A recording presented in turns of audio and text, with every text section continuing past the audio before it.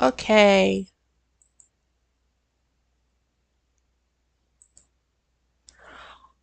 Hi, Mama. Sorry I was late.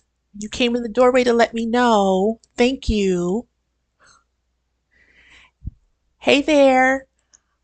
My name is Julie, and I go by the social work expat. I was educated and practiced professional social work.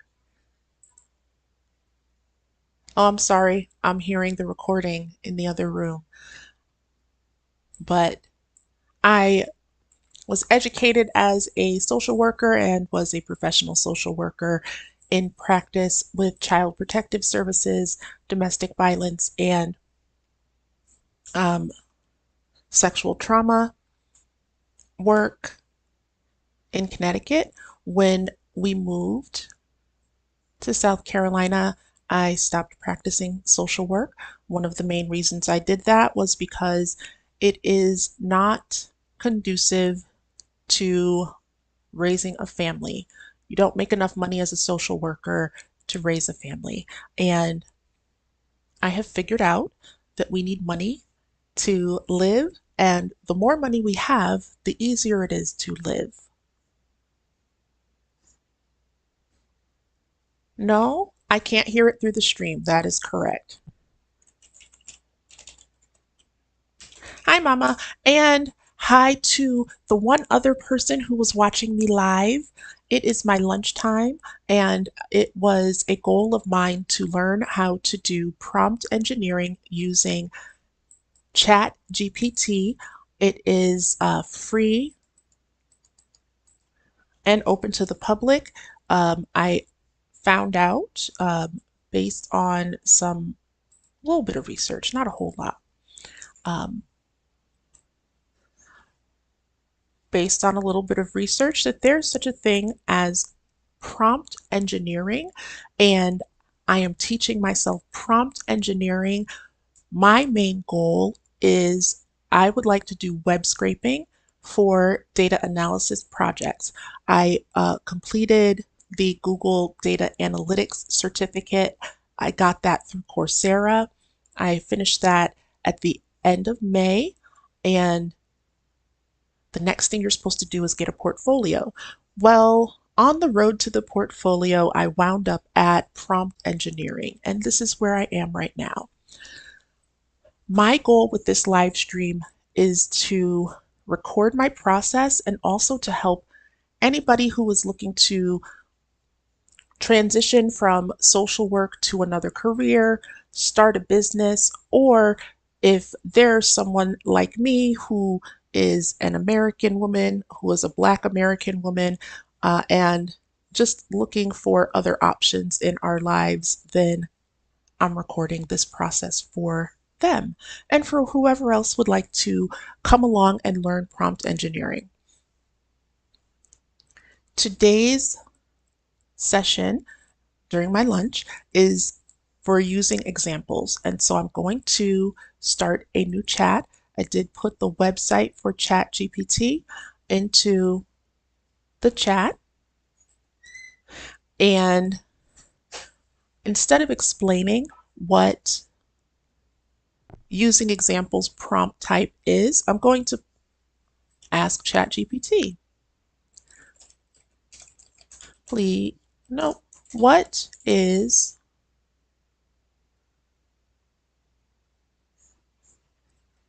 the prompt, if I could spell, the prompt type, which would include examples for AI.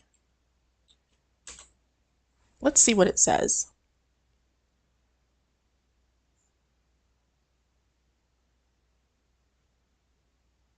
Hmm.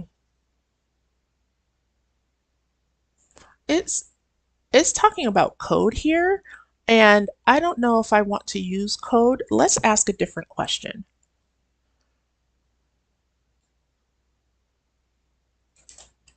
What is a good example of a prompt for an AI chatbot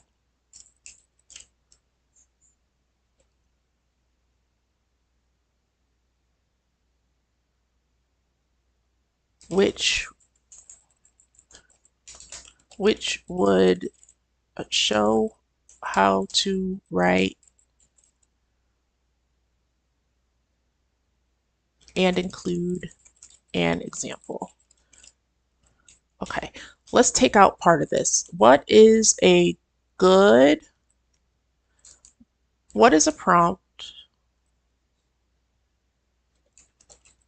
for an AI chatbot which would show how to write and include an example in the prompt? Okay.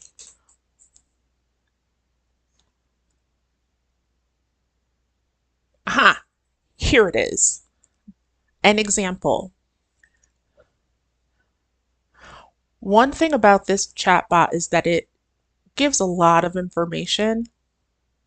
I like summaries, like I like bullet points and blurbs first thing, and then to get into the further information, but this is a good answer.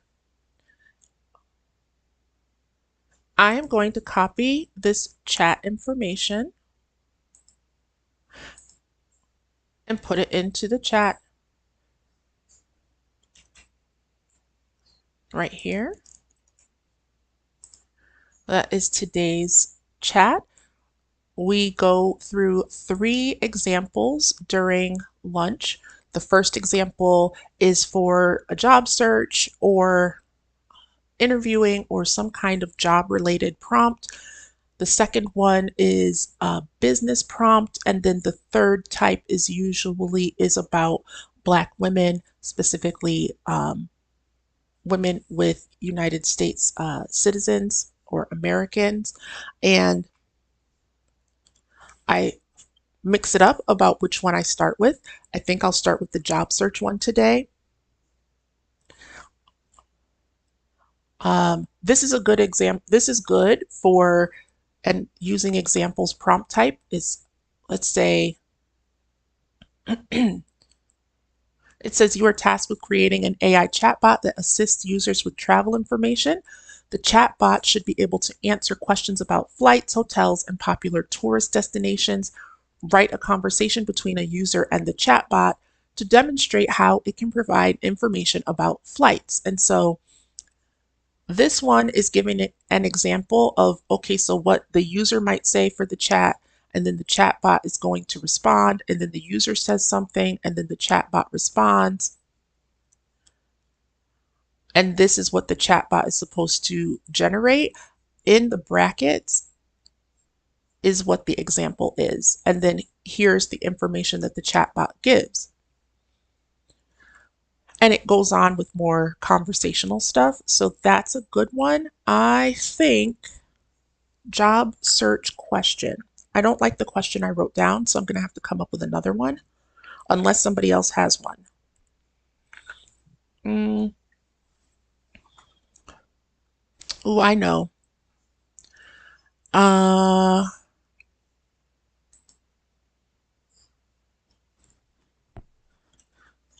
please give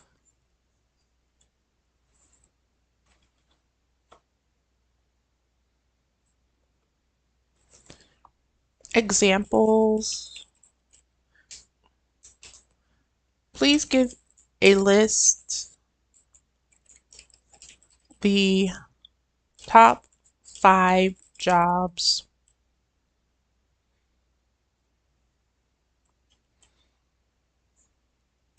new graduate, new college graduates with English majors can get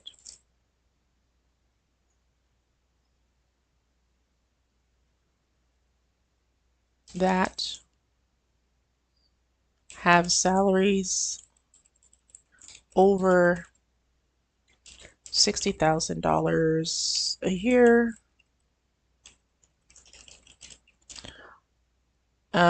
What else? Let's see. Example social media manager. Um, Please give a short, less, let's say less than 100 words because it likes to give a lot of information. 100 words or less summary of the qualifications needed for the job. Please provide this response in a numbered list. It seems to like numbered lists, so I'll ask for a numbered list. And then I gave the example of the social media manager qualifications, social media experience, writing, skill, etc. I don't know what a social media manager needs, so let's see what the chatbot comes up with.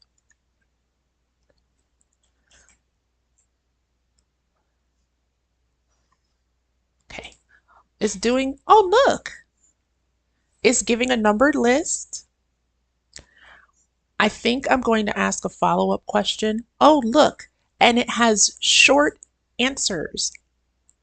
This is awesome. Not those super long answers that it usually gives. But I had to be specific and ask for that. Otherwise, it would have given like the long, long answers that it likes to give. This is great. I think I'm going to ask for it to revise the list and provide median salaries. This is good. Please revise the above list and include the median salary for the job. Let's see if I need to explain more or it can give me the answer without that. It did. It gave the answer without that.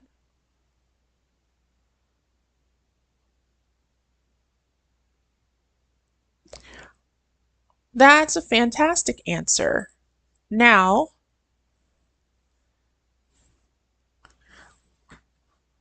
it's only 1:15 and we got through the job search. I can always dig into any one of these top 5 and ask for more information about it. I think I'll do that. Uh, Mama, can you hear me?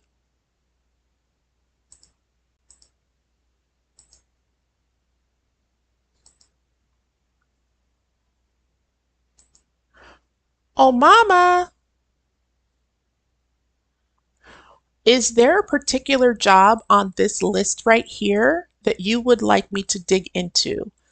So the question that I asked the chatbot was for the top 5 jobs that new college graduates with English majors can pursue with salaries over $60,000 a year. And these are the 5 jobs it came up with. Content strategist or writer with the median salary of $70,000 a year. Technical writer with the median salary of $72,000 a year. Public relations specialist with a median salary of $61,000 a year. Grant writer, median salary $63,000 a year, or marketing copywriter, median salary $65,000 a year. Um, I will let you know that the median salary is like, it's not the average because an average will take the highest and the lowest, but the median is what most people make. And this is entry level. The marketing copywriter at my job does not make this amount. They make more. All of these salaries are higher than I've ever made ever. And that's why I asked. Is there one of those that you'd like me to dig into?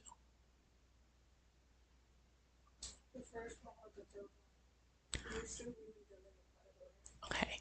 Content strategist, writer, or public relations specialist? Um, how much how much contact with people do you want to have? Yes, I want the real answer. Number one. All right. Content strategist slash writer.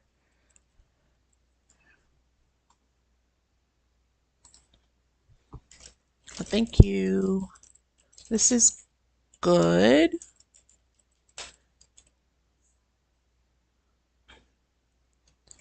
Please tell me more about the content. Let me see this. Content strategist. Okay. Writer job. What, please include what would need to be in a successful candidate's resume? What portfolio they would need, if any?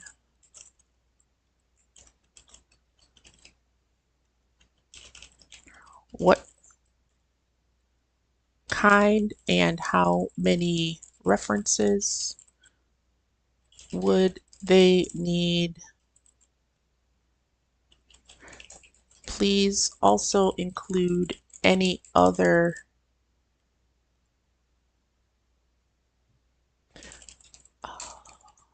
things that would make a candidate, make someone a successful candidate for this job that I have not thought of.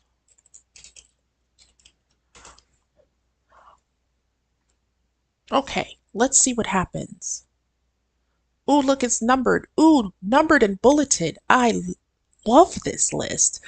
This is the best list ever that I've had so far with this. Okay,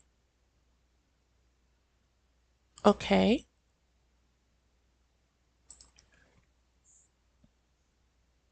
okay. All right. It gave three numbered items with bullets within them. Okay. So it says to be a successful candidate for a content strategist slash writer position, here are the key elements that would typically be expected in their resume, portfolio, references, and other qualifications. So in the resume, the candidate's resume should highlight their relevant experience, education, and skills, including professional experience in content strategy, content writing, or related roles, strong writing and editing skills with a focus on clear communication and engaging storytelling, knowledge of content management systems, and experience in managing publishing content. Ah, okay, so this one, I don't think a lot of people have, but they could get that. I think I'm gonna ask a follow-up question on that one. Understanding SEO principles and ability to optimize content for search engines, familiarity with data analytics tools to measure content performance and make data-driven decisions, experience in developing and implementing content strategies aligned with business goals. And then in the portfolio, it says a successful candidate should ideally have a portfolio that showcases their work and demonstrates their ability to create high quality content.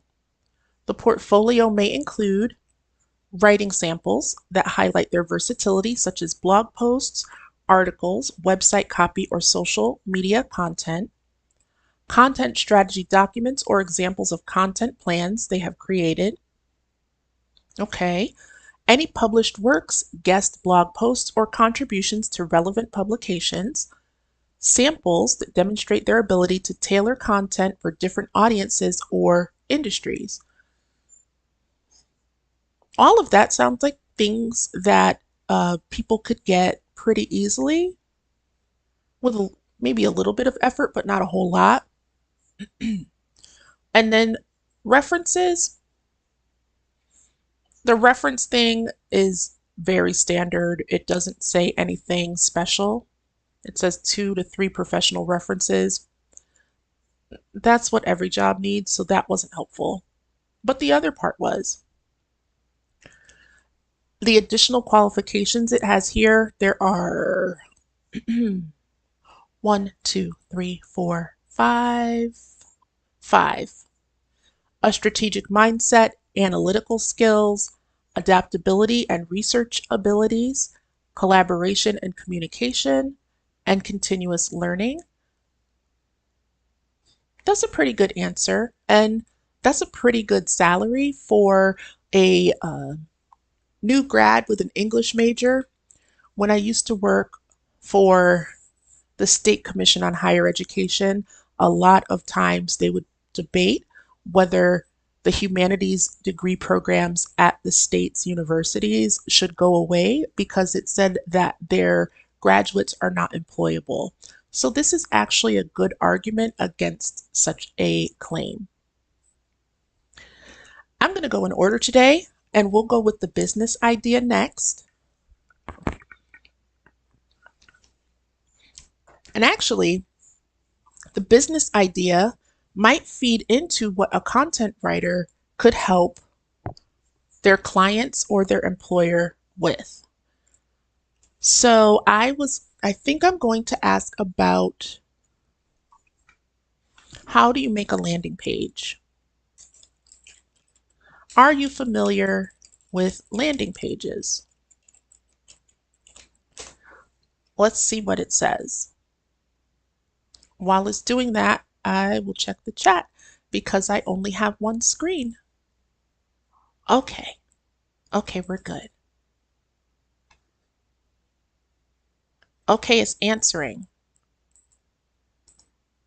That's not the one I want. I want this one. Okay, that's not bad. It says yes, and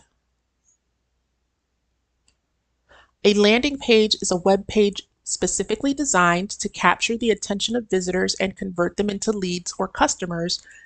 It is usually a standalone page that users land on after clicking on a specific call to action or advertisement. And it gives some more information, but it gives a numbered list of 6 characteristics that are necessary in good landing pages. It talks about clear and concise messaging, compelling visuals, a persuasive call to action or CTA, concise form or data capture, so like a place to for someone to put their email address, um, mobile optimization, and then A/B testing and optimization, which it says marketers often conduct A/B testing on landing pages where different versions are tested to determine which performs better. This iterative process helps optimize the page for better conversion rates over time. That's a good one. How about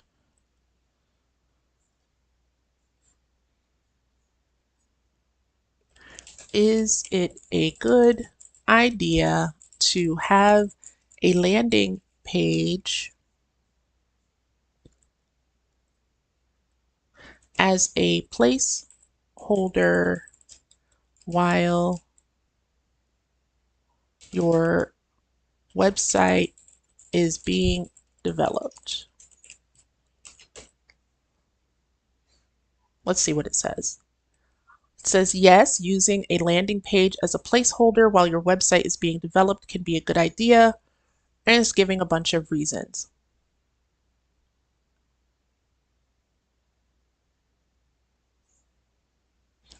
Okay, So this is not a using examples question. These two weren't, but I think this next one will be. Okay. Um, please provide a list of 3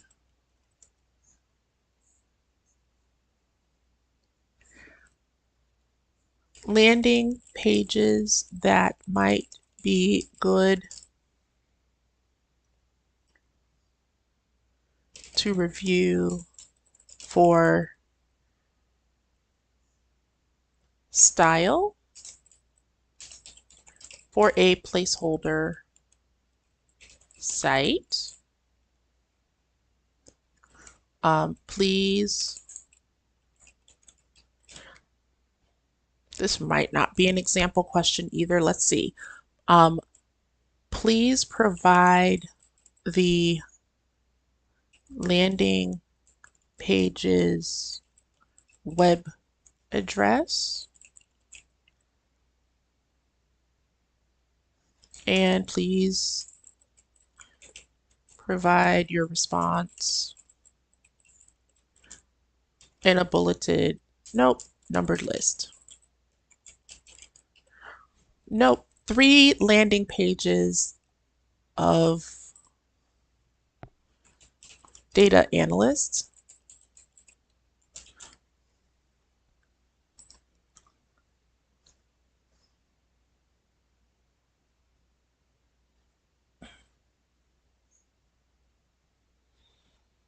Okay, it's not giving me what I want, which means, because every time it says, I apologize, but as an AI text-based model, I don't have real-time access to the internet. I don't need access to the internet. Let's try this.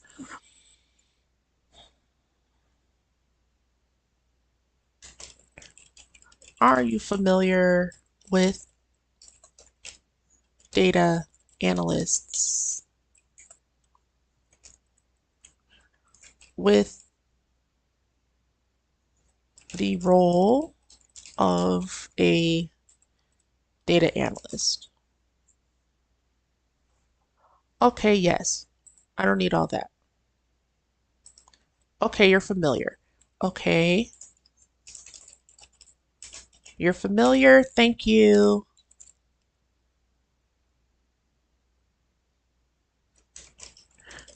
Any freelance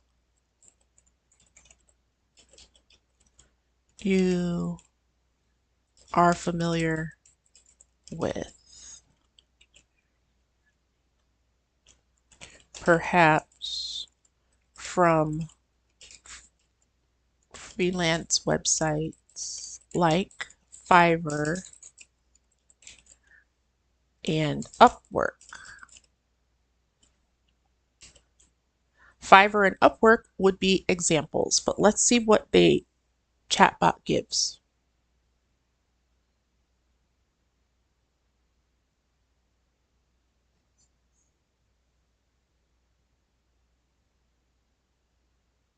So, no, you can't give me what I want,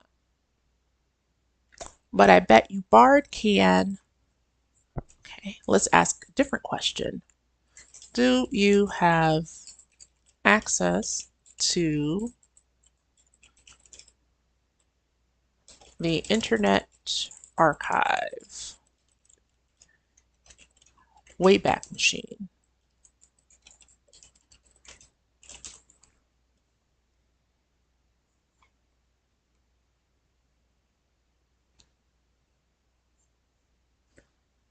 I have not been trained directly on specific data from the Internet Archive's Wayback Machine, and I do not have direct access to it. So that's interesting. I bet Bard has it. Bard is Google's AI chatbot, and it has direct access to the internet. One of the things about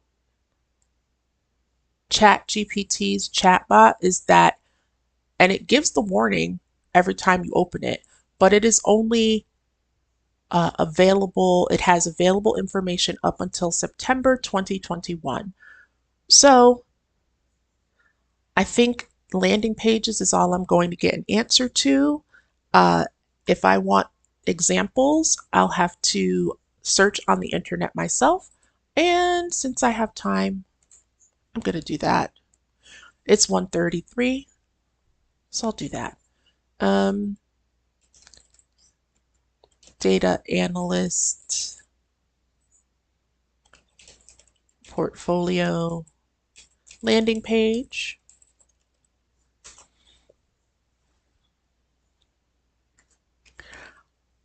9 data analytics portfolio examples. I want to look at the images first.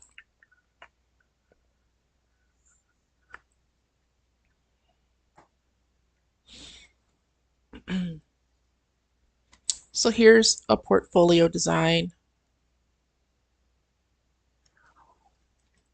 Why am I looking at this as the business example? So my whole goal is to build my portfolio so that I can do freelance data analytics while I'm not working at my salaried position. Portfolio project, portfolio examples. So let's go back to Career Foundry, which was the first link right here. And I know this is not ChatGPT, but this is the business example. Um, Anyone can take what they're doing or what they could provide to an employer and provide that information or provide that service, or it's usually a service, provide that service as a freelance or contract person. That means that they would not be getting their benefits from the employer and that they would be working strictly on what has been contracted to for them to provide to that particular company or individual.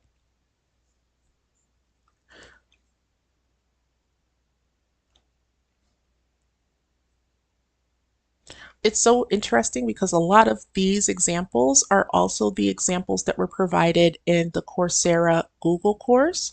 I'm going to click on somebody who I haven't heard of, Harrison Jansma,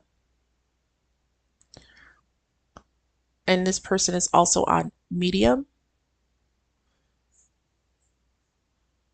So this is a screenshot of Harrison Jansma's webpage. Interesting. I'm going to make this a little bit bigger. So Claudia 10 Hoops. This is not a landing page, it's a full web page, and the Coursera course already showed me this. I'm going to go back up to the top. Is there a name that I'm not familiar with? Yan.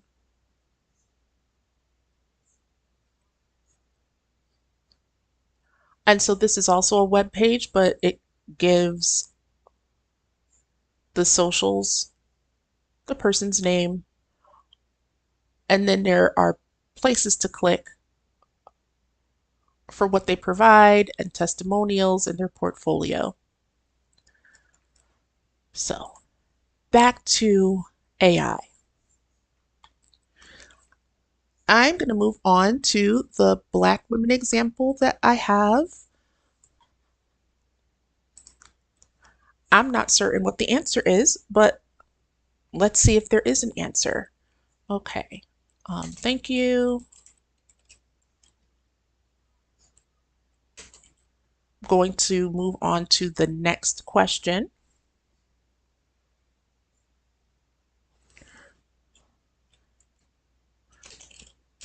Are you familiar with any Black woman explorers or adventurers who were born in the United States?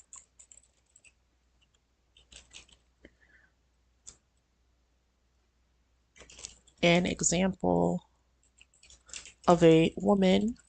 We're going to put, or African American. Okay. Not African American.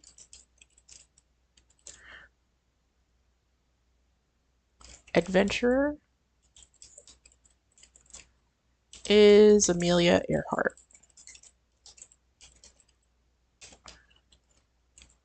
Let's see what happens. Yes, there are several notable Black or African American women explorers and adventurers who were born in the United States.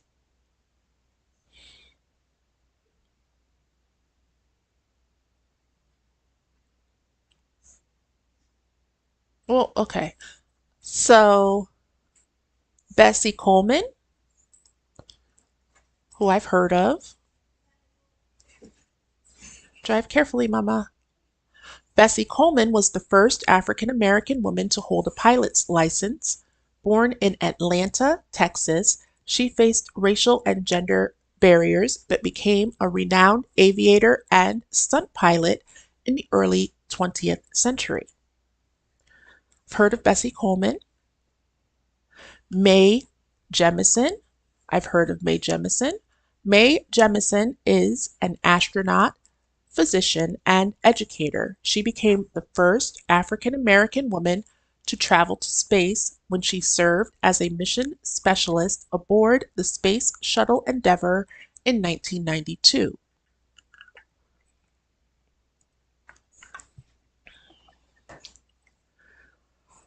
Um, Wilma Rudolph, I don't count that. I know who Wilma Rudolph was. I don't agree with that one. Shirley Chisholm, I know who Shirley Chisholm was. I don't agree with that one. And then Matthew Henson. Matthew Henson was an adventurer and an explorer, but not a woman. So I don't agree with that one. And it says these are just a few examples. So let's say thank you. Please provide more examples like Bessie Coleman and Mae Jemison. Also, Dr. Jemison was from Alabama, which is where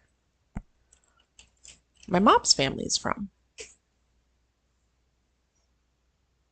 Okay, certainly here are a few more examples of Black or African American women explorers and adventurers born in the United States. Um, so we're getting like two. Let's read them. Mary Fields, known as Stagecoach Mary, I've heard of her, was the first African American woman to work as a mail carrier in the United States. Born into slavery, she later became a legendary figure known for her bravery and skill in delivering mail in the rugged Montana Territory. Harriet Tubman, I have heard of her. Harriet Tubman, born into slavery in Maryland, is best known for her role as a conductor on the Underground Railroad, guiding enslaved individuals to freedom. She later became an advocate for women's suffrage and an armed scout and nurse during the American Civil War. Zora Neale Hurston, I have heard of her. I do not agree. Katherine Johnson, I have heard of her, obviously, and I do not agree. These are notable women, but they are not adventurers. Ursula Burns, I do not agree. So it says these remarkable women have made significant contributions in various fields, breaking barriers and paving the way for future generations. That is true, but that is not what I asked. What I have found in these, we're on day 6. So in these 6 days of working with prompts for ChatGPT, every time, just about, yesterday was okay. Just about every time I get to the Black woman question, ChatGPT has a hard time answering. I think one of the reasons is because with a LLM, which is a large language model, whatever has been put in is all that the chatbot can gather information and then spit back out. And I think one of the blind spots of Chat GPT's LLM is Black women, which is not surprising based on how we are perceived in the United States. This was quick. I can eat lunch. Like, I can actually eat. And I want to thank you all for taking the time to, hold on, there. We're going to end it.